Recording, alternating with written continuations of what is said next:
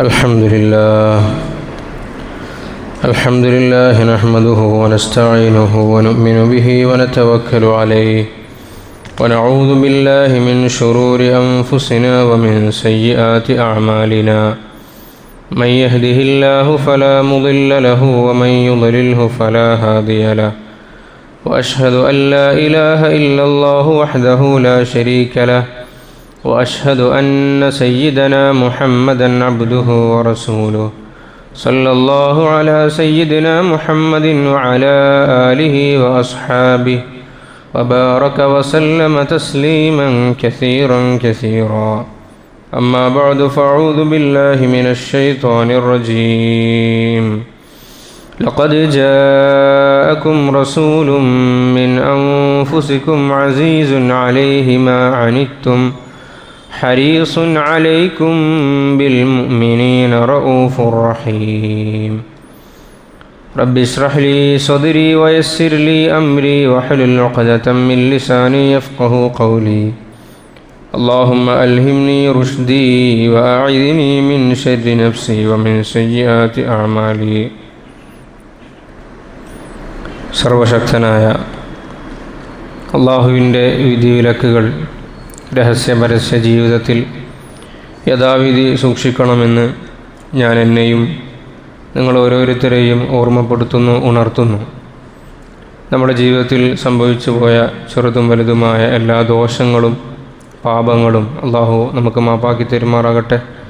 നമ്മുടെ ആയുസ്സിലിന് ശേഷിക്കുന്ന കാലം അള്ളാഹുവിനെ തഖ്വ ചെയ്ത് അള്ളാഹുവിൻ്റെ തൃപ്തി നേടി ഇസ്സത്തോടെ ഇഫത്തോടെ ജീവിക്കുവാനും ഈമാനോടുകൂടി ഭൂമിയിൽ നിന്ന് യാത്ര പോകാനുമുള്ള സൗഭാഗ്യം അള്ളാഹു നൽകുമാറാകട്ടെ.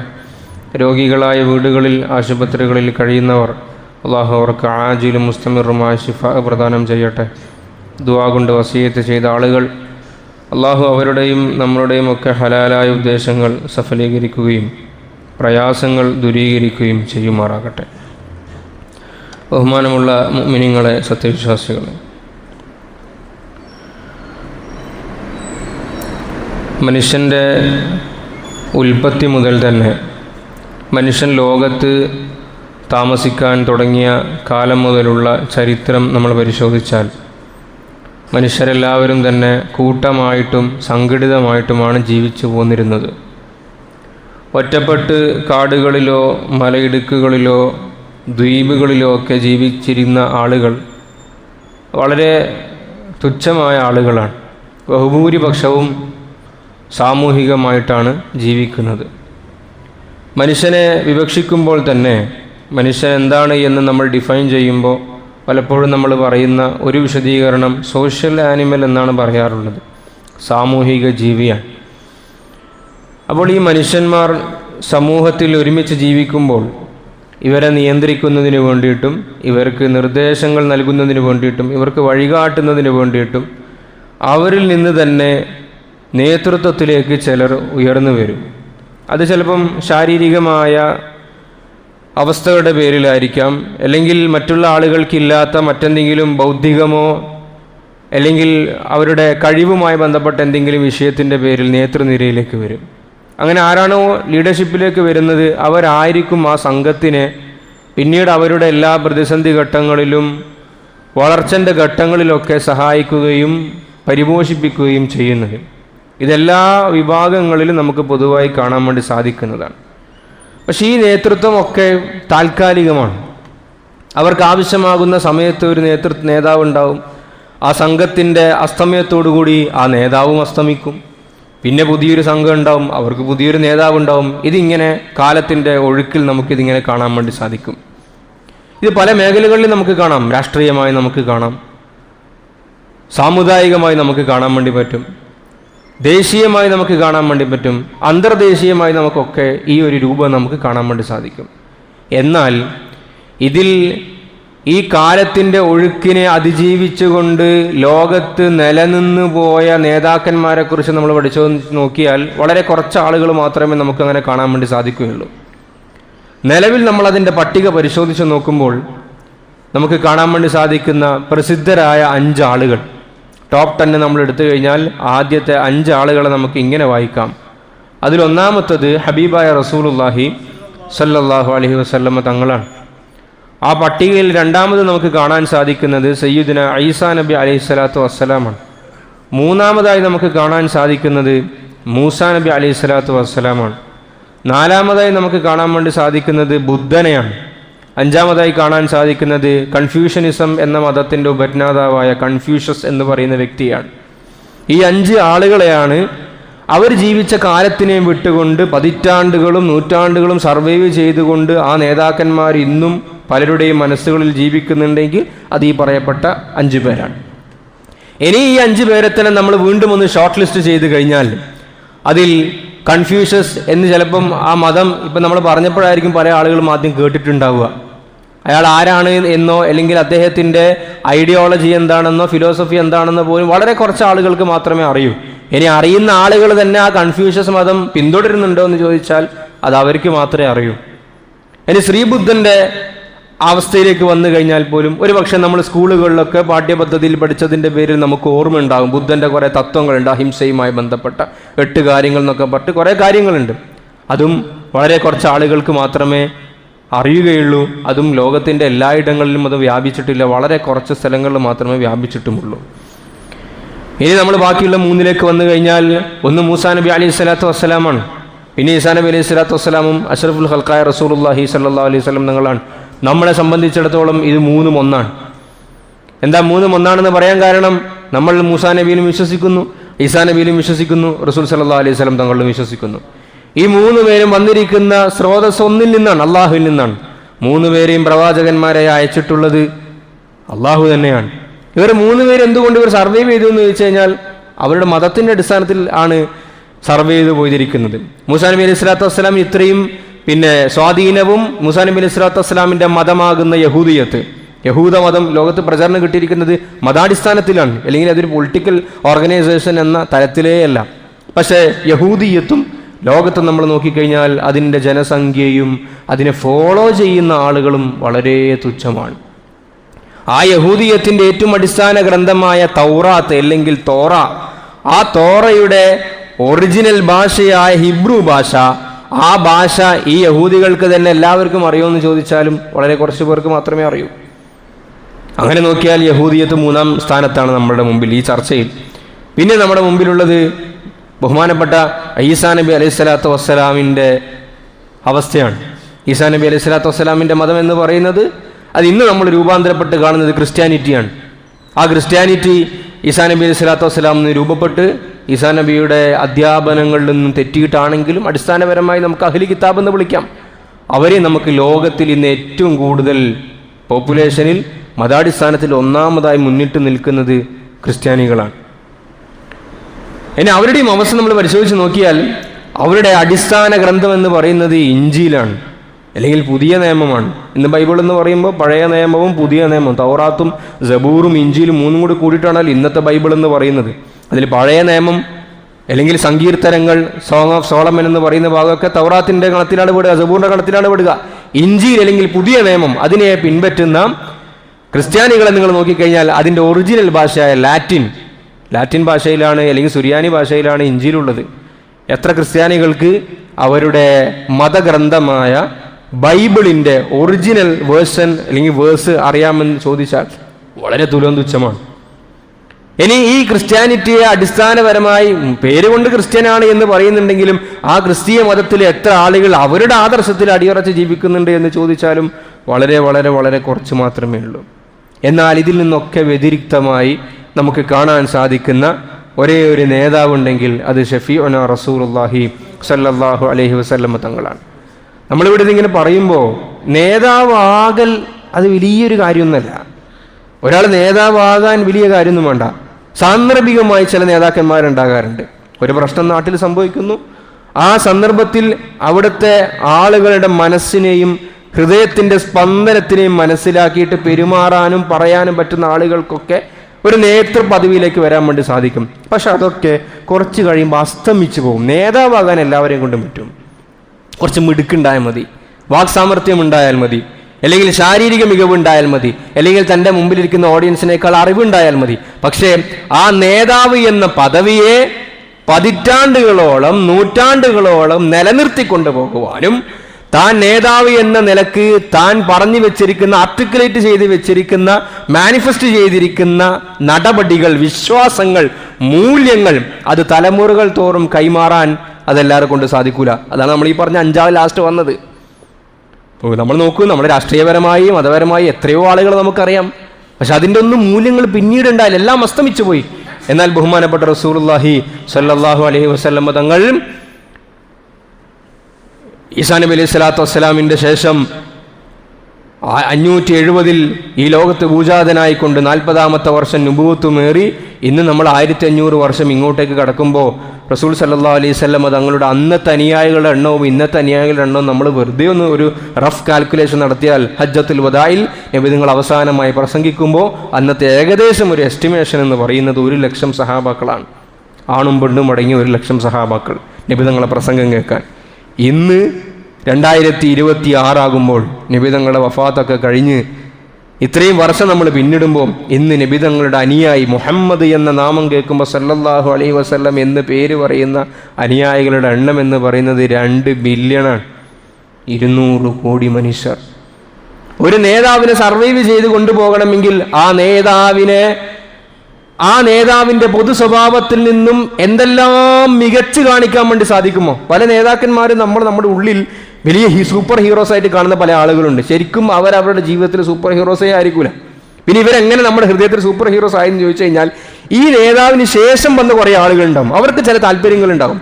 ഈ നേതാവ് ഹൈലൈറ്റ് ചെയ്യപ്പെട്ടാൽ മാത്രമേ നമ്മുടെ പാർട്ടിക്ക്, നമ്മുടെ പൊളിറ്റിക്കൽ ഓർഗനൈസേഷന്, നമ്മുടെ ഏത് വ്യവസ്ഥക്കും ഇത് റണ്ണിങ് ഉണ്ടാകണമെങ്കിൽ ഇയാൾ ഹൈലൈറ്റ് ചെയ്യപ്പെടണം. അപ്പോൾ അയാളെക്കുറിച്ച് കവിതകൾ എഴുതും, അയാളെക്കുറിച്ച് ഇല്ലാ കഥകൾ എഴുതും, അയാളുടെ അപദാനങ്ങൾ പാടി വാഴ്ത്തും, അയാളെ വലിയ പ്രതിപുരുഷനായി വാഴ്ത്തും. ചിലപ്പോൾ അയാളുടെ സത്യമായ ജീവിതവുമായി ബന്ധപ്പെട്ട് ഒരു കാര്യം അതിലുണ്ടാവില്ല.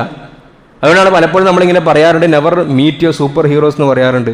നിങ്ങൾ ജീവിതത്തിൽ വലിയ മനുഷ്യന്മാരാണെന്ന് കരുതി വെക്കുന്ന ആളുകളെ നേർക്ക് നേരെ നിങ്ങൾ അവരുമായി ബന്ധം സ്ഥാപിക്കാൻ നിൽക്കാതിരിക്കലാണ് നല്ലത്. നിങ്ങൾക്കിപ്പോൾ ഒരാളെ കുറിച്ച് വലിയ മഹാനാണ് എന്ന ഒരു ചിന്ത നിങ്ങളുടെ ഉള്ളിലുണ്ടെങ്കിൽ അത് മനസ്സിൽ തന്നെ അങ്ങനെ കിടന്നോട്ടെ. അയാളുമായി നിങ്ങൾ നേരിട്ട് സംവദിക്കാൻ പോകാൻ നിൽക്കണ്ട.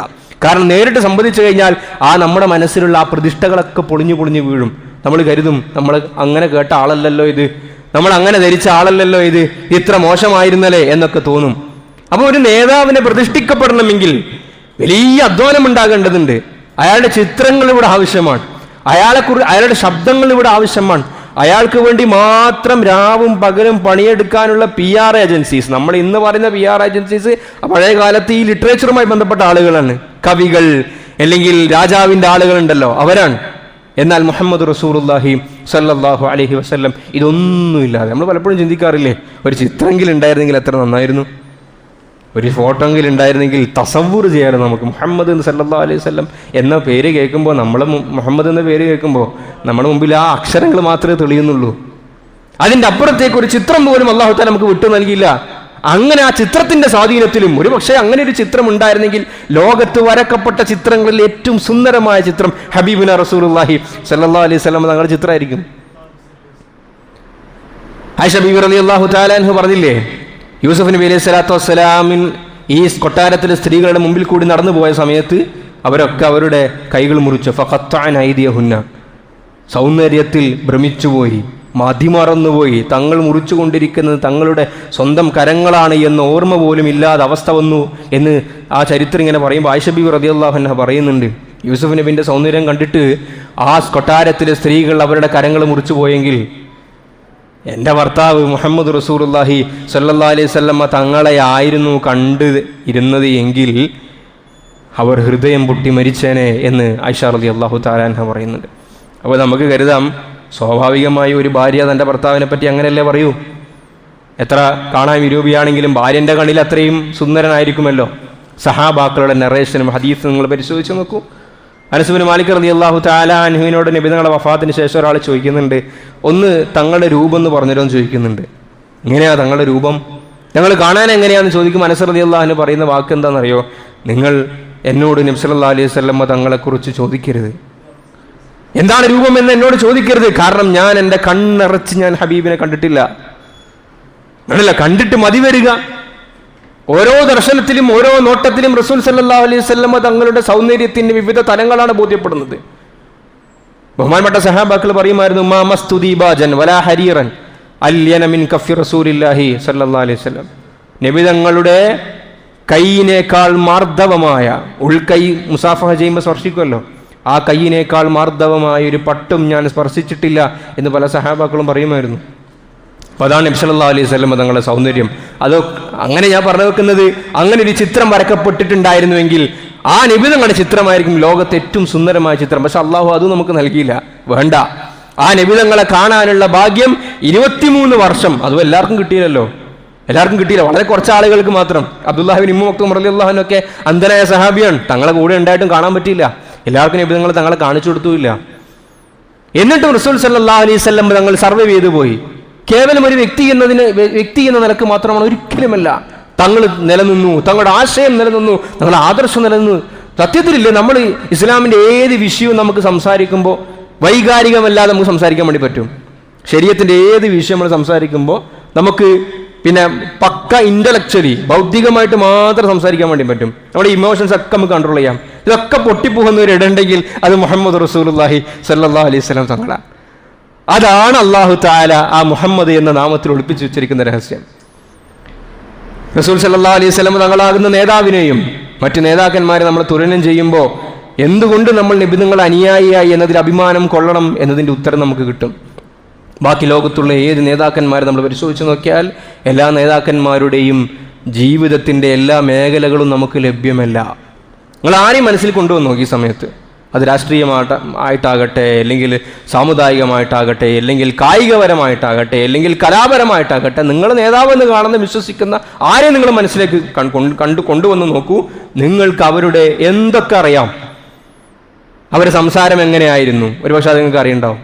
അല്ലെങ്കിൽ അവരുടെ ജീവിതത്തിൻ്റെ ചില ഏടുകൾ മാത്രം നിങ്ങൾക്ക് അറിഞ്ഞിട്ടുണ്ടായിരിക്കാം. പക്ഷേ ഒരു നേതാവിൻ്റെയും ജീവിതം അലിഫ് മുതൽ യാ വരെ, അല്ലെങ്കിൽ A to Z ഒരിക്കലും റെക്കോർഡ് ചെയ്യപ്പെട്ടിട്ടില്ല, റസൂൽ സല്ലല്ലാഹു അലൈഹി വസല്ലം തങ്ങൾ ഒഴികെ. ഓരോന്നും തങ്ങൾ വീട്ടിൽ എങ്ങനെയായിരുന്നു, തങ്ങൾ സഹാബാക്കളുടെ കൂട്ടത്തിൽ എങ്ങനെയായിരുന്നു, തങ്ങൾ ഉറങ്ങുമ്പോൾ എങ്ങനെയായിരുന്നു, തങ്ങൾ നടക്കുമ്പോൾ എങ്ങനെയായിരുന്നു, തങ്ങൾ മുസാഫ കൊടുക്കുമ്പോൾ എങ്ങനെയായിരുന്നു, ഇതുപോലെ സഹാബാക്കൾ ഒബ്സർവ് ചെയ്യാണ്. സഹാബാക്കൾ പറയുമായിരുന്നു റസൂൽ സല്ലല്ലാഹു അലൈഹി വസല്ലം തങ്ങൾ, ഇപ്പം നമ്മൾ നടന്നു പോകുമ്പോൾ ഒരാൾ നമ്മൾ വിളിച്ചു കഴിഞ്ഞാൽ നമ്മൾ അയാളെ തലതിരിഞ്ഞിട്ട് ഇങ്ങനെ നോക്കും. അങ്ങനെയാണ് നമ്മൾ അഭിസംബോധന ചെയ്യാറുള്ളത്, ശരീരം മുഴുവൻ തിരിക്കൂല. എന്നാൽ സഹാബാക്കൾ പറയുമായിരുന്നു, അത് മൈക്രോ ഡീറ്റെയിലിംഗ് ആണ്. നബി തങ്ങളുടെ ജീവിതത്തിൻ്റെ ഓരോ ചെറിയ ചെറിയ ചെറിയ അംശങ്ങളെ പോലും സഹാബാക്കൾ ഒപ്പിയെടുക്കുകയാണ്. ഞങ്ങൾ തങ്ങളെ വിളിച്ചു കഴിഞ്ഞാൽ അക്ബര അലൈനാ ബിവജ്ഹിഹി, തങ്ങൾ ബികുല്ലി ജസദിഹി, തങ്ങളെ ശരീരം മുഴുവൻ ഞങ്ങളെ കൊണ്ട് തിരിക്കും. അപ്പൊ ഇത് മനസ്സിലാക്കുകയും ഒപ്പുകയും ചെയ്തെടുക്കുന്നുണ്ടെങ്കിൽ അത് സഹാബാക്കൾക്ക് നബി തങ്ങൾ എത്രമാത്രം സ്വാധീനിക്കപ്പെട്ടിട്ടുണ്ട് എന്നതിൻ്റെ ഉദാഹരണമാണ്. ഇപ്പം നമ്മുടെ നേതാക്കന്മാർ, നമ്മളൊന്ന് മനസ്സിലുള്ള നേതാക്കന്മാർ ആരെങ്കിലും ഓർത്ത് നോക്കുക, അവർ എങ്ങനെ ഷെയ്ക്ക് ഹാൻഡ് കൊടുക്കൽ എന്ന് നമ്മളൊന്ന് ആലോചിച്ച് നോക്കൂ. നമുക്കറിയണ്ടാവില്ല, ചിലപ്പം ഷെയ്ക്ക് ഹാൻഡ് കൊടുക്കുന്ന രൂപം ചിലപ്പോൾ നമ്മുടെ മനസ്സിലുണ്ടാവും. നബി സല്ലല്ലാഹു അലൈഹി വസല്ലം അതുപോലും അത് നമ്മൾ വളരെ ചെറിയൊരു കാര്യമായിട്ട് കാണുന്നതല്ലേ. നബി തങ്ങൾ ഒരാൾക്ക് മുസാഫ ചെയ്ത് കഴിഞ്ഞാൽ തങ്ങളല്ല ആദ്യം കൈ വിടുക, മറ്റേയാൾ കൈ അളക്കുന്നവരെ തങ്ങൾ അവിടെ തന്നെ വെക്കും. അയാൾ എപ്പോൾ കൈ മാറ്റുന്നുവോ അപ്പോഴാണ് റസൂൽ സല്ലല്ലാഹു അലൈഹി വസല്ലം തങ്ങളുടെ കൈകൾ മാറ്റുക. ഇങ്ങനെ റസൂലുള്ളാഹി സല്ലല്ലാഹു അലൈഹി വസല്ലം തങ്ങളുടെ നമസ്കാരം, നോമ്പ്, ഹജ്ജ്, സക്കാത്ത് എത്രത്തോളം, എങ്ങനെയാണ് ഒരു ഫർള് കുളിക്കേണ്ടത്, ഇതുപോലും നമുക്ക് ലഭ്യമാണ്. അതല്ല ചില സഹാബാക്കളിലോട് യഹൂദികൾ പരിഹസിച്ചിട്ട് ചോദിക്കുകയുണ്ടായി, എന്താണ് നിങ്ങളുടെ മതത്തിൻ്റെ അവസ്ഥ, എല്ലായിടത്തും നിങ്ങൾക്ക് നിയമനിർദ്ദേശങ്ങളാണല്ലോ, എല്ലായിടത്തും നിയമനിർദ്ദേശങ്ങളാണല്ലോ. അപ്പോൾ സഹാബി പറയണ്ടായി, അത് ഞങ്ങൾ അഭിമാനമായിട്ടാണ് കാണുന്നത്, നമുക്ക് എല്ലായിടത്തും ഫോളോ ചെയ്യാനൊരു പ്രിൻസിപ്പിൾ ഉണ്ടല്ലോ, ഒരു ഘടനയുണ്ടല്ലോ എന്നത് ഞങ്ങൾ അഭിമാനമായി കാണുന്നു. എത്രത്തോളം റസൂൽ സല്ലല്ലാഹു അലൈഹി വസല്ലം തങ്ങൾ ഹത്താ യുഅല്ലിമുനൽ ഖിറാഅ, ഞങ്ങൾ ടോയ്ലറ്റിൽ പോയി കഴിഞ്ഞാൽ, മലമൂത്ര വിസർജനത്തിന് പോയി കഴിഞ്ഞാൽ അവിടെ പോലും എങ്ങനെ ഒരു മനുഷ്യനായി വർത്തിക്കണമെന്ന് അള്ളാഹിൻ്റെ റസൂൽ സല്ലല്ലാഹു അലൈഹി വസല്ലം തങ്ങൾ ഞങ്ങൾക്ക് പഠിപ്പിച്ചു തന്നിട്ടുണ്ട്. രണ്ടാമത്, മറ്റു നേതാക്കന്മാരും റസൂൽ സല്ലല്ലാഹു അലൈഹി വസല്ലം തങ്ങളും എവിടെ വേർതിരിയുന്നു എന്ന് ചോദിച്ചാൽ, മറ്റേത് നേതാക്കന്മാരെ നിങ്ങൾ എടുത്തു നോക്കിക്കഴിഞ്ഞാൽ അവരുടെ ചില ഭാഗങ്ങൾ മാത്രമേ നിങ്ങൾക്ക് പരസ്യമായി പറയാനും പിൻപറ്റാനും ഒക്കെ സാധ്യമാവുകയുള്ളൂ. അവരുടെ ജീവിതത്തിൻ്റെ ചില ഏടുകൾ നമ്മൾ എത്തുമ്പോൾ ഇത് വായിക്കണ്ട, ഇത് പറയണ്ട, ഇത് കറുത്തതാണ്, ഇത് പൊട്ടിപ്പൊളിഞ്ഞതാണ് എന്ന് പറഞ്ഞിട്ട് മുഖം ചുളിയുന്ന അധ്യായങ്ങളുണ്ടാവും. ഇല്ല മുഹമ്മദ് റസൂലുള്ളാഹി സ്വല്ലല്ലാഹു അലൈഹി വസല്ലം തങ്ങളുടെ ജീവിതത്തിൻ്റെ ഏത് ഭാഗവും നമുക്കെടുക്കാം, ഏത് മേഖലകളിലേക്ക് നമുക്ക് തിരിയാം, അവിടെ ഒന്നും തന്നെ ഇത് പറയാൻ പാടില്ല, ഇത് മോശമാണെന്ന് നമുക്ക് പറയാൻ പറ്റില്ല. നമ്മൾ വലിയ പുണ്യപുരുഷന്മാരായി കാണുന്ന പല ആളുകളും രാഷ്ട്രീയപരമായി അവർ വലിയ മുന്നിട്ട് നിൽക്കുന്ന ആളുകളായിരിക്കും. അവരുടെ വ്യക്തി ജീവിതത്തിലേക്ക് വന്നു കഴിഞ്ഞാൽ നാലാളെ മുമ്പിൽ ചർച്ച ചെയ്യാൻ പോലും പറ്റാത്ത അവസ്ഥയായിരിക്കും. ഞാൻ ഓർത്തു പോകുന്നു, ലോകം കണ്ട വലിയൊരു ഫുട്ബോൾ പ്ലെയർ ഉണ്ട്, വലിയൊരു ഫുട്ബോൾ കളിക്കാരൻ. അയാൾ അറിയപ്പെടുന്നത് ദൈവത്തിന്റെ കൈ എന്നൊക്കെ പേരിലാണ് അയാൾ അറിയപ്പെടാറുള്ളത്. അയാളുടെ മരണത്തിന് ശേഷം അയാൾ ഫുട്ബോൾ കളിയുന്ന അയാൾ വലിയ വലിയ മാന്ത്രിക കാലുകളാണ് അയാൾക്ക്. മാന്ത്രിക കാലല്ല, മാന്ത്രിക കൈയുണ്ട് അയാൾക്ക്. അയാളുടെ മരണത്തിന് ശേഷം വലിയ കോടീശ്വരനായിരുന്നു അയാൾ. അയാളുടെ മരണത്തിന് ശേഷം ഒരുപാട് ആളുകൾ പല രാജ്യത്തു നിന്നും ക്ലെയിമുകൾ വരാൻ വേണ്ടി തുടങ്ങി. എന്താ ക്ലെയിം? ഞങ്ങൾ അയാളെ മകനാണ്, ഞങ്ങൾ അയാളെ മകളാണ്. പിതൃത്വത്തിനെ പറ്റി അവകാശവാദങ്ങൾ ഉന്നയിക്കാൻ വേണ്ടി തുടങ്ങി. അതെങ്ങനെ? ഒരു മനുഷ്യൻ മരിക്കുമ്പോൾ ലോകത്തിന്റെ വിവിധ ഭാഗങ്ങളിൽ നിന്നും പല ആളുകളും ക്ലെയിമുകൾ ഉന്നയിക്കൽ. ഞങ്ങൾ DNA ടെസ്റ്റിന് വിധേയമാകാൻ തയ്യാറാണ്. 2 കാരണങ്ങളാകാം. ഒന്നുകിൽ ഇയാളുടെ സ്വത്ത് തട്ടിയെടുക്കാനുള്ള ഒരു കള്ളമായ വാഗ്ദാനമാകാം, അവകാശവാദമാകാം ഒന്ന്, അല്ലെങ്കിൽ ഇയാളുടെ സദാചാര മൂല്യം എത്രയുണ്ട് എന്ന് അളക്കാൻ അത് മാത്രം മതി. ഇങ്ങനെ നമ്മൾ നോക്കിക്കഴിഞ്ഞാൽ എല്ലാ ആളുകളുടെയും എല്ലാ ഭാഗങ്ങളും നമുക്ക് മുത്തബ അല്ല, അനുധാവനം ചെയ്യാൻ പറ്റുന്നതല്ല. പക്ഷെ റസൂൽ സല്ലല്ലാഹു അലൈഹി വസല്ലം തങ്ങളെ പറ്റി അള്ളാഹു പറഞ്ഞപ്പോൾ ഉപയോഗിച്ചത് ലഖദ് കാന ലക്കും ഫീ റസൂലില്ലാഹി ഉസ്വത്തുൻ ഹസനത്തുൻ, ഏറ്റവും നല്ല മാതൃക നിങ്ങൾക്ക് അവിടെ ലഭ്യമാണ്. നിങ്ങൾ ഏത് മേഖലയിലുള്ള ആളാണെങ്കിലും ശരി. ലിമൻ കാന യർജുല്ലാഹ വൽ യൗമൽ ആഖിർ, വ്യക്തിജീവിതമാണോ, കുടുംബജീവിതമാണോ, രാഷ്ട്രീയമാണോ, സാമ്പത്തികമാണോ? ചില ആളുകളൊക്കെ വിദ്യാഭ്യാസപരമായിട്ടൊക്കെ ഭയങ്കര ഉഷാറായിരിക്കും, പക്ഷെ സാമ്പത്തികം നമ്മൾ എടുത്തു നോക്കിക്കഴിഞ്ഞാൽ 10 പൈസക്ക് അയാളെ കൊള്ളൂല. 10 പൈസന്റെ മൂല്യം, വാല്യൂ അയാൾക്ക് ഉണ്ടാകൂല. ചില ആളുടെ സംസാരമൊക്കെ നമ്മൾ കേട്ട് കഴിഞ്ഞാൽ അന്തം വിട്ടുപോകും. ഇങ്ങനെയൊക്കെ മനുഷ്യന്മാർ സംസാരിക്കുമോ? പക്ഷെ അയാളുടെ രാഷ്ട്രീയ മൂല്യം നമ്മൾ നോക്കിക്കഴിഞ്ഞാൽ പിന്നെ അയാൾ നമുക്ക് തിരിഞ്ഞു നോക്കാൻ പോലും തോന്നൂല. എന്നാൽ മുഹമ്മദ് റസൂലുള്ളാഹി സ്വല്ലല്ലാഹു അലൈഹി വസല്ലം ഇവിടെ നിന്നൊക്കെ വേർതിരിയാണ്. മൂന്നാമത് നമ്മൾ നോക്കിക്കഴിഞ്ഞാൽ നേതാക്കന്മാരും അണികളും തമ്മിലുള്ള ബന്ധം നിങ്ങൾ നോക്കിക്കോളൂ. നേതാവിനെ അണികൾക്കൊക്കെ അറിയണ്ടാവും, പക്ഷെ ഒരു നേതാവിന് ഒരിക്കലും തൻ്റെ എല്ലാ അനുയായികളെയും അറിയൂല, അറിയാൻ ആഗ്രഹിക്കുകയില്ല, കാണണമെന്ന് പോലും ആഗ്രഹിക്കൂല. കാരണം എല്ലാവരെയും കാണാനും അറിയാനും പരിചയപ്പെടാനും നേതാവിന് സൗകര്യം ഉണ്ടാവില്ലല്ലോ, അത് ബുദ്ധിമുട്ടാവുകയും ചെയ്യും. എന്നാൽ റസൂൽ സല്ലല്ലാഹു അലൈഹി വസല്ലം തങ്ങളെ സംബന്ധിച്ചിടത്തോളം തൻ്റെ ഓരോ അനുയായിയും തൻ്റേതാണെന്ന് വിശ്വസിക്കുകയും ആ അനുയായിക്ക് വേണ്ടി എന്തൊക്കെ ചെയ്യാൻ പറ്റുമോ അതൊക്കെ ചെയ്യണമെന്ന് ആഗ്രഹിക്കുന്ന വ്യക്തിയായിരുന്നു റസൂൽ സല്ലല്ലാഹു അലൈഹി വസല്ലം തങ്ങൾ. നബി തങ്ങൾ സല്ലല്ലാഹു അലൈഹി വസല്ലം തങ്ങളെ പറ്റിയിട്ട് അല്ലാഹു തആല ഖുർആനിൽ വിവരിക്കുമ്പോൾ ആരാണ് നിങ്ങളുടെ നബി എന്ന് പറയുമ്പോൾ അല്ലാഹു ഉപയോഗിക്കുന്ന ഒരു പദമുണ്ട്, ലഖദ് ജാഅകും റസൂലും മിൻ അൻഫുസികും. സമൂഹമേ, നിങ്ങൾക്ക് നിങ്ങളിൽ നിന്നും ഒരു പ്രവാചകൻ വന്നിട്ടുണ്ട്. ഒരു റസൂൽ നിങ്ങളുടെ കൂട്ടത്തിൽ നിന്ന് നിങ്ങളിലേക്ക് വന്നിരിക്കുകയാണ്. ആ പ്രവാചകന്റെ സവിശേഷത എന്താണ്? അസീസുൻ അലൈഹി മാ അനിത്തും. ആദ്യം പറയുന്നതാ, നിങ്ങൾക്ക് എന്തെങ്കിലും ബുദ്ധിമുട്ടുണ്ടായി കഴിഞ്ഞാൽ അത് അസഹനീയമാണ്. അത് ആ നേതാവിനെ സംബന്ധിച്ചിടത്തോളം, റസൂൽ സല്ലല്ലാഹു അലൈഹി വസല്ലം തങ്ങളെ സംബന്ധിച്ചിടത്തോളം സഹിക്കാൻ പറ്റാത്ത കാര്യമാണ് എന്നാണ് അല്ലാഹു തആല പറയുന്നത്. ഓരോ അനുയായിയെ പറ്റിയിട്ടും എത്രത്തോളം റസൂൽ സല്ലല്ലാഹു അലൈഹി വസല്ലം തങ്ങൾ ഒരിക്കൽ ജന്നത്തുൽ ബഖീനടുക്കൽ പോയിട്ട് ഇങ്ങനെ നിൽക്കുകയാണ്. ഖബർ സിയാറത്തുമായി ബന്ധപ്പെട്ട് അവിടെ നിൽക്കുകയാണ്. സഹാബാക്കളും കൂട്ടത്തിലുണ്ട്.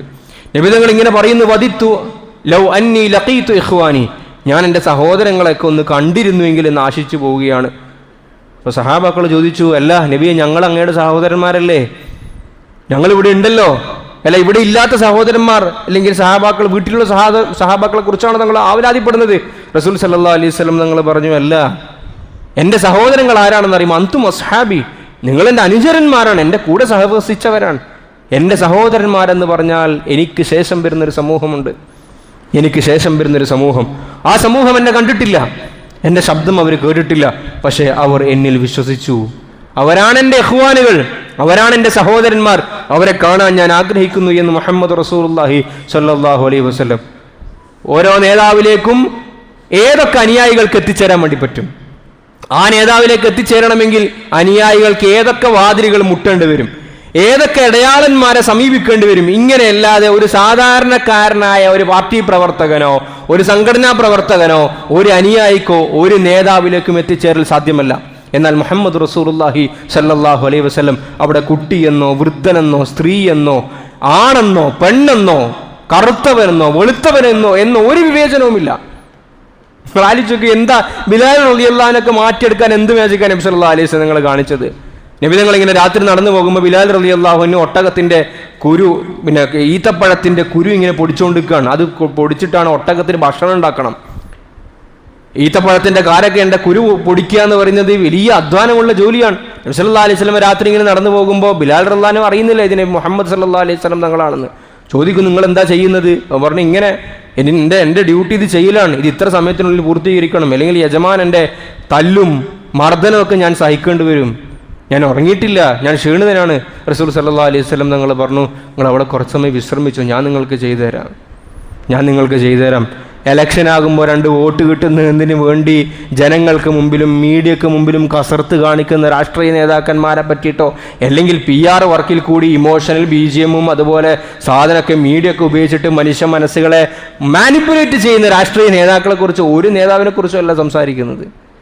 പച്ചയായ മനുഷ്യൻ. അങ്ങനെയാണ് ബിലാൽ റളിയല്ലാഹു അൻഹു ചോദിക്കുന്നത്, നിങ്ങൾ ആരാണ്?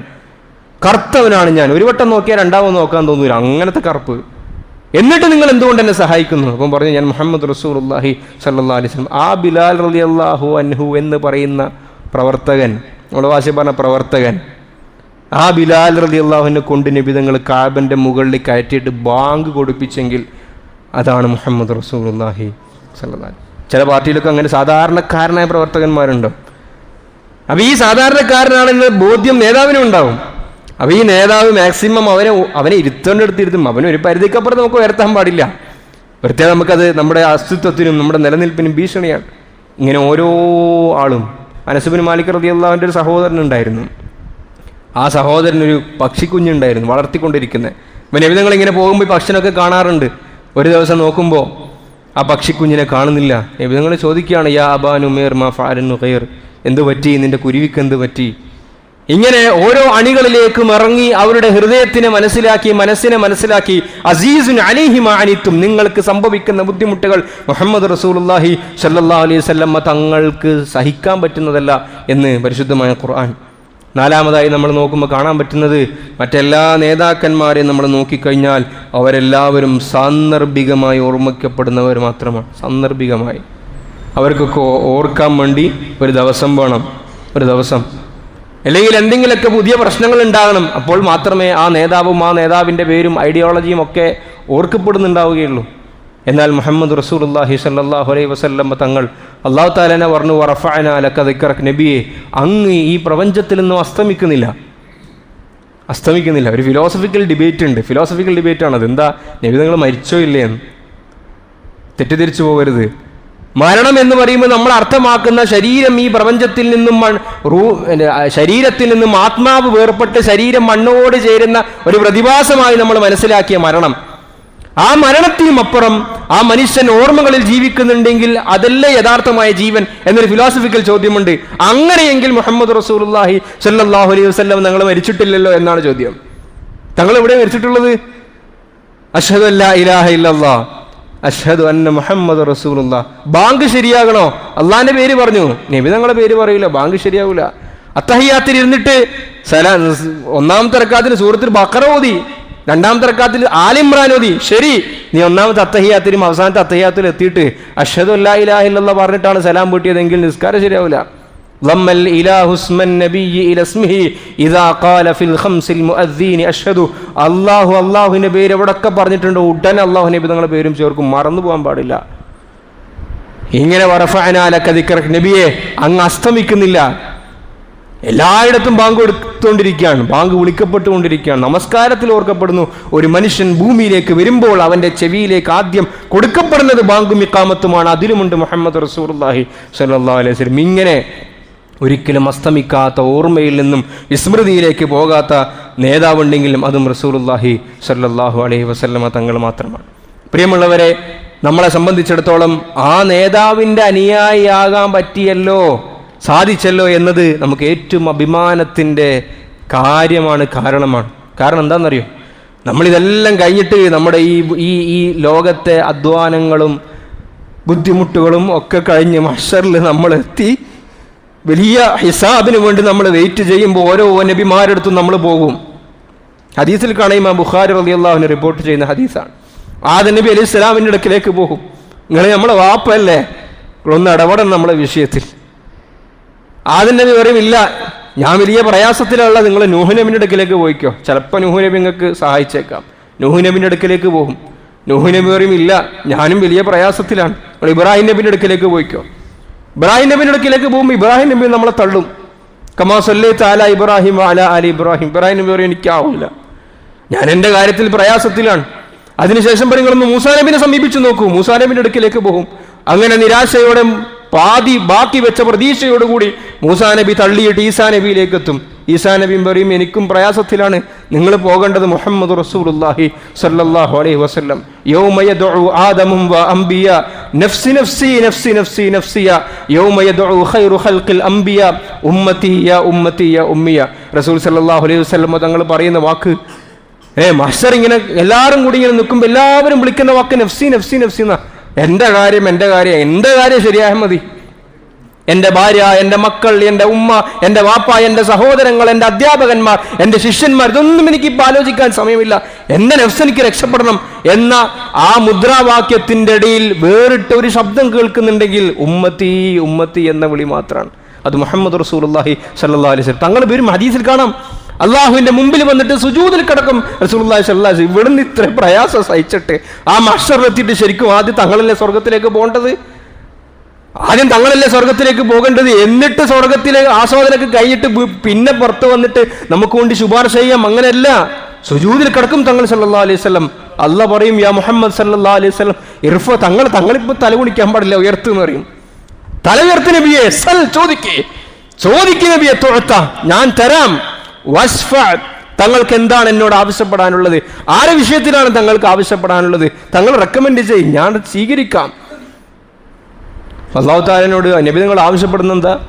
ഓരോ വിഭാഗത്തിനു വേണ്ടി നബിതങ്ങൾ ശുപാർശ ചെയ്യും. അവസാനം കുറച്ചാൾ ബാക്കിയുണ്ടാവും നരകത്തിൽ, ഈമാന്റെ അഹ്ലുകാരിൽപ്പെട്ട കുറച്ചാളുകൾ. അവസാനം നബിതങ്ങൾ സല്ലല്ലാഹു അലൈഹി വസല്ലം പറയും, എൻ്റെ അവസാനത്തെ റെക്കമെൻഡ്, ഖൽബിൽ ഈമാനുണ്ട്, ഒരു അമലും ചെയ്തിട്ടില്ല, ഒരു പ്രാവശ്യമെങ്കിലും കലിമ പറഞ്ഞിട്ടുണ്ടെങ്കിൽ അയാളെ പുറത്തേക്ക് വിടണം പഠിച്ചവനെ എന്ന് പറഞ്ഞാൽ. ഇമാം ലാ ഇലാഹ ഇല്ലല്ലാഹ് പറഞ്ഞിട്ട് എന്തും തോന്നിവാസം കാണിക്കാന്നല്ല, ആ നരകം പോലും നമുക്ക് സഹിക്കാൻ പറ്റുന്നതല്ല. ഞാനിവിടെ നബി സല്ലല്ലാഹു അലൈഹി വസല്ലം തങ്ങളുടെ മഹത്താണ് ഇവിടെ പറഞ്ഞുകൊണ്ടിരിക്കുന്നത്. അങ്ങനെ നമുക്ക് വേണ്ടി നിന്ന ആ നേതാവ്, ആ നായകൻ അവിടെ പോലും നമുക്ക് വേണ്ടി ഓർമ്മിക്കുകയാണ്. അതല്ല സഹാബാക്കളുടെ അവസ്ഥ നിങ്ങൾ ആലോചിച്ച് നോക്ക്. അവരെല്ലാം തങ്ങളുമായിട്ടാണ് കണക്ട് ചെയ്തത്. നബി തങ്ങളുടെ കൂടെ യാത്രയിലും മറ്റൊക്കെ ഇപ്പോൾ ഖിദ്മത്ത് ചെയ്യുന്ന റബിയ റളിയല്ലാഹു അൻഹു ഉണ്ടായിരുന്നു. ഇപ്പോൾ നബി തങ്ങളുടെ കൂടെയാണ് ഉണ്ടാകുക. യാത്രയിൽ വെള്ളത്തിൻ്റെ ആവശ്യം വന്നാൽ, ഒതെടുക്കേണ്ട ആവശ്യം വന്നാൽ ഒക്കെ ഇദ്ദേഹമാണ് ഏൽപ്പിച്ചു കൊടുക്കുക. അപ്പോൾ ഇദ്ദേഹത്തിൻ്റെ ഈ ഖിദ്മത്ത് കണ്ടിട്ട് ഒരിക്കൽ റസൂൽ സല്ലല്ലാഹു അലൈഹി വസല്ലം ഞങ്ങൾക്ക് മനസ്സിന് വല്ലാത്ത സന്തോഷം ഉണ്ടായി. ഇങ്ങനെ ഖിദ്മത്ത് ചെയ്യാണല്ലോ. ആ സമയത്ത് നബി തങ്ങൾ റബിയ റളിയല്ലാഹു അൻഹു പറഞ്ഞു, റബിയ സൽനിക്ക് എന്താ വേണ്ട എന്നോട് ചോദിച്ചോ എന്ന് പറഞ്ഞു.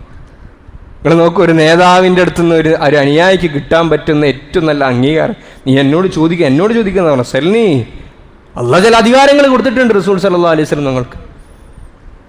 അദ്ദേഹം ഉടനെ ചോദിച്ച ചോദ്യം എന്താ പറഞ്ഞു, നബിയെ അസ്അലുക മുറാഫഖതക ഫിൽ ജന്ന, എനിക്ക് നിങ്ങളുടെ കൂടെ സ്വർഗത്തിൽ നിൽക്കണം. ദുനിയാവിൽ നിങ്ങളെ ഖിദ്മത്തിലായിരുന്നു, യാത്രയിലും ഹളറൻ വസഫറൻ, യാത്രയിലും നാട്ടിലൊക്കെ നിങ്ങളെ ഖിദ്മത്തിലായിരുന്നു, സ്വർഗത്തിലും തങ്ങളെ കൂടെ ഉണ്ടാ. അപ്പം നബി നിങ്ങൾ ചോദിച്ചു, വേറെ എന്തെങ്കിലും ചോദിച്ചുകൂടെ എന്ന് ചോദിച്ചു. ഇതന്നെ വേണോ? ആ വഗൈറ ദാലിക്. അവ പറഞ്ഞു, ബല വദാക്ക്, അതന്നെയാണ് നബിയെ, എനിക്ക് അതന്നെ വേണം, അങ്ങയുടെ കൂടെ എനിക്കുണ്ടാണ്. ഒരിക്കൽ നോക്കുമ്പോൾ ഒരു സഹാബി വന്നിട്ട് പള്ളിയിൽ ഭയങ്കര ദുഃഖിതനായിരിക്കുകയാണ്. തങ്ങൾ ചോദിച്ചു, എന്താ നിങ്ങൾ ഇങ്ങനെ ദുഃഖിതനായിരിക്കുന്നത്? അപ്പോൾ കുറേ ദിവസമായിട്ട് ഒരു ചിന്ത എന്നെ അലട്ടിക്കൊണ്ടിരിക്കുന്നു. എന്താ ചിന്ത എന്നറിയോ? ഞാൻ വീട്ടിൽ പോയി കഴിഞ്ഞാൽ ചിലപ്പോൾ എനിക്ക് തങ്ങളെ കാണണമെന്ന് തോന്നും, ബേജാറാവും. ഞാൻ നേരെ മസ്ജിദ് നബിയിലേക്ക് വരും, എനിക്ക് അങ്ങനെ കാണാൻ വേണ്ടി സാധിക്കും. പക്ഷേ ഒരു ദിവസം മരിച്ചു പോകുമല്ലോ. ഒന്നെങ്കിൽ ഞാൻ ആദ്യം മരിക്കും, അല്ലെങ്കിൽ തങ്ങൾ ആദ്യം മരിക്കും, പിന്നെ എനിക്ക് കാണാൻ വേണ്ടി സാധിക്കൂലല്ലോ. പിന്നെയുള്ളത് സ്വർഗമാണ്. സ്വർഗത്തിൽ എത്തിയാൽ തന്നെ അങ്ങ് ഉയർന്ന ദർജയിലും ഞാൻ എവിടെയോ ആയിരിക്കുമല്ലോ റസൂൽ സല്ലല്ലാഹു അലൈഹി വസല്ലം. ഇതാലോചിച്ചിട്ട് എൻ്റെ മനസ്സിന് വിഷമം ഉണ്ടാകുന്നു, എനിക്ക് സഹിക്കാൻ പറ്റുന്നില്ല എന്ന് സഹാബി പറഞ്ഞപ്പോൾ നബിതങ്ങൾക്ക് ഉത്തരില്ല, ഇത് വഹി ഇറങ്ങണ്ടേ. തങ്ങളെ ഭാഗത്ത് എന്താ പറയുക? നബിതങ്ങൾ മൗനിയായി നിന്നു. ഉടനെ ജിബ്രീൽ വന്നിട്ട് ആയത്തിറക്കി, നബിയെ വമൻ യുതിഇല്ലാഹ വറസൂല ഫഉലൈക മഅല്ലദീന അൻഅമ അല്ലാഹ്, തങ്ങളെ അനുസരിക്കുകയും പിൻപറ്റുകയും ചെയ്തിട്ടുണ്ടെങ്കിൽ സ്വർഗത്തിൽ ഒരുമിച്ചായിരിക്കും. അല്ലാഹു നമുക്ക് നൽകി അനുഗ്രഹിക്കുമാറാകട്ടെ. പ്രിയമുള്ളവരെ, റബീഉൽ അവ്വലുകൾ കടന്നു പോകുമ്പോൾ ഈ ഓർമ്മപ്പെടുത്തലുകളാണ് നമ്മളോട് നടത്തേണ്ടത്. ഞാനും റസൂൽ സല്ലല്ലാഹു അലൈഹി വസല്ലം തങ്ങൾ തമ്മിലുള്ള അന്തരം എത്ര ഉണ്ട് എന്നാണ് നമ്മൾ ആലോചിച്ചു കൊണ്ടിരിക്കേണ്ടത്. ഞാനും നബി തങ്ങളും തമ്മിൽ എത്ര ഡിഗ്രി തെറ്റിക്കിടക്കുകയാണെന്ന് നമ്മൾ ആലോചിക്കണം. വാക്കുകളിൽ, പ്രവർത്തനങ്ങളിൽ, ഇടപാടുകളിൽ, ഇതാണ് നമ്മൾ ചർച്ച ചെയ്യേണ്ടത്, ഇതാണ് നമ്മൾ ആലോചിക്കേണ്ടത്. എന്നിട്ട് എന്നിൽ എത്രത്തോളം മുഹമ്മദ് റസൂലുള്ളാഹി സ്വല്ലല്ലാഹു അലൈഹി വസല്ലം തന്റെ എസൻസ് ഉണ്ട്, നബി തങ്ങളുടെ അസ്തിത്വം എന്നിൽ എത്രത്തോളം ലയിച്ചു ചേർന്നിട്ടുണ്ട് എന്ന് ഓരോ സംഘടനക്കാരനും ചിന്തിക്കണം. ഓരോ ആളുകളും സ്നേഹമുണ്ടാകണം, അത് പാട്ടുകളാകട്ടെ, എഴുത്തുകളാകട്ടെ, അതിൻ്റെ കൂടെ എന്നിൽ എത്രത്തോളം ഇത്തിബാ ഉണ്ട് എന്നും കൂടി ആലോചിക്കേണ്ടതുണ്ട്. സ്നേഹം ഉണ്ട്, ബാഹ്യമായ സ്നേഹപ്രകടനങ്ങളുണ്ട്. ഇത്തിബാ ഇല്ല എങ്കിൽ ആ സ്നേഹം വിഫലമാണ്, പരിപൂർണമാവുകയില്ല. ഇത്തിബാ ഉണ്ട്, ഫുള്ള് ഇത്തിബാ ഉണ്ട്, നിങ്ങൾ പറഞ്ഞ പോലെ ജീവിക്കുന്നുണ്ട്, പക്ഷെ ഉള്ളിൽ ആ ഒരു കണക്ഷൻ വന്നിട്ടില്ലെങ്കിൽ അതും അപൂർണമാണ്. രണ്ടും വരണം, മഹബത്തും ഉണ്ടാകണം, ഇത്തിബാ ഉണ്ടാകണം. അള്ളാഹു നമുക്ക് നല്ല തൗഫീഖ് നൽകി അനുഗ്രഹിക്കുമാറാകട്ടെ. ഈ അർത്ഥത്തിൽ റസൂൽ സല്ലല്ലാഹു അലൈഹി വസല്ലം തങ്ങളുടെ സുന്നത്തുകൾ ജീവിതത്തിൽ നമ്മൾ മുറുകെ പിടിക്കണം, എല്ലാ മേഖലകളിലുള്ളത്. അതിനെ നമ്മൾ നന്നായി പഠിക്കണം, സമൂഹത്തിൽ പ്രചരിപ്പിക്കണം. അതിനാകണം റബീഉൽ അവ്വലുകൾ. റബീഉൽ അവ്വലുകളിൽ നൂറ്റാണ്ടുകളായി തുടങ്ങി വെച്ച ചില യുദ്ധങ്ങളുണ്ട്. അതൊന്നും ഒരിക്കലും അവസാനിക്കുമെന്നൊന്നും ആരും നമ്മൾ സ്വപ്നം കാണണ്ട. നിങ്ങൾ ഏത് നിലപാടുകാരാണോ, രണ്ട് നിലപാടുകാർക്കും, ഞാൻ രണ്ട് നിലപാടെന്ന് പറയുമ്പോൾ നിങ്ങൾക്ക് ഏതാണെന്ന് മനസ്സിലാകുന്നുണ്ടാവും. ആഘോഷിക്കണം എന്ന് പറയുന്ന ആളുകൾ, ആഘോഷിക്കരുത് എന്ന് പറയുന്ന ആളുകൾ, രണ്ട് വിഭാഗത്തിനും അവരുടേതായ ന്യായമായ തെളിവുകളുണ്ട്. രണ്ട് വിഭാഗത്തിനും മദ്ഹബ് പരമായി, ഫിഖ്ഹ് പരമായി രണ്ട് കൂട്ടർക്കും ന്യായമായ നിലപാടുകളുണ്ട്. ഈ യുദ്ധം നിങ്ങൾ നടത്തിക്കൊണ്ടുപോവുകയാണെങ്കിൽ ഇതൊരിക്കലും എൻഡ് ചെയ്യാൻ പോകുന്നില്ല. പക്ഷെ നമ്മൾ ഈ തീരാത്ത യുദ്ധം നടത്തിക്കൊണ്ടിരിക്കുമ്പോൾ നമുക്ക് നഷ്ടപ്പെട്ടു പോകുന്ന ചില അടിവേരുകളുണ്ട്.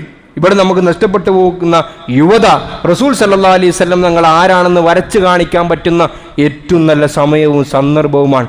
നമ്മുടെ പോസ്റ്ററുകൾ, നമ്മുടെ പോസ്റ്റുകൾ, നമ്മുടെ സ്റ്റോറികൾ, നമ്മുടെ ഷെയറുകൾ ഒന്നും തന്നെ വിദ്വേഷം പ്രചരിപ്പിക്കാനാകരുത്. റസൂൽ സല്ലല്ലാഹു അലൈഹി വസല്ലം തങ്ങളെ പഠിക്കാൻ എൻ്റെ നിലപാട് ഇതാണ്. പറയാം, ഞാൻ നബിദിനാഘോഷത്തിനെ വ്യക്തിപരമായി പ്രോത്സാഹിപ്പിക്കുന്നില്ല, ഇഷ്ടപ്പെടുന്നില്ല. നിങ്ങൾ ആ അഭിപ്രായക്കാരനാണോ, നിങ്ങൾക്ക് പിൻബലമായി മാലിക് മദ്ഹബുണ്ട്, നിങ്ങൾ ആ മദ്ഹബിൽ നിങ്ങൾ നിന്നുകൊള്ളൂ, നിങ്ങൾ ബാക്കി കാര്യങ്ങൾ ചെയ്തുകൊള്ളൂ. അതിൻ്റെ കൂടെ റസൂൽ സല്ലല്ലാഹു അലൈഹി വസല്ലം തങ്ങളുടെ മഹബത്തും നബി തങ്ങളുടെ ജീവിതവും ജനങ്ങൾക്ക് പഠിപ്പിക്കാനുള്ള പണിയും പരിശ്രമവും നിങ്ങൾ നടത്തണം.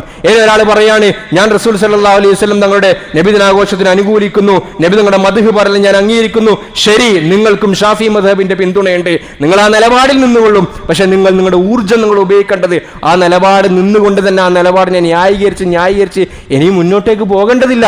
ഈ ചർച്ചകൾ നമ്മൾ തുടങ്ങിയിട്ട് ഒരുപാട് കാലങ്ങളായി. നമ്മൾ ഉമ്മത്തിനെ നബി നിങ്ങൾ അറിയാതെ പോകുന്നൊരവസ്ഥ ഉണ്ടാകരുത്. അതാണ് ഞാൻ പറഞ്ഞത്, നിങ്ങൾ ഏത് സംഘടനക്കാരനാണെങ്കിലും ഈ സമയം നമ്മൾ ഉപയോഗിക്കേണ്ടത് അള്ളാഹിന്റെ റസൂലിനെ നമ്മുടെ ജീവിതത്തിൽ അളക്കാൻ, ഉമ്മത്തിന് പഠിപ്പിച്ചു കൊടുക്കാനാകണം. അല്ലാഹു സുബ്ഹാനഹു വ തആല അങ്ങനെ ഒരു വിശാലമായ മനസ്സും ചിന്തയും ഒക്കെ നമുക്ക് നൽകി അനുഗ്രഹിക്കുമാറാകട്ടെ. വാഖിർ ദഅവാന അനിൽ ഹംദുലില്ലാഹി റബ്ബിൽ ആലമീൻ.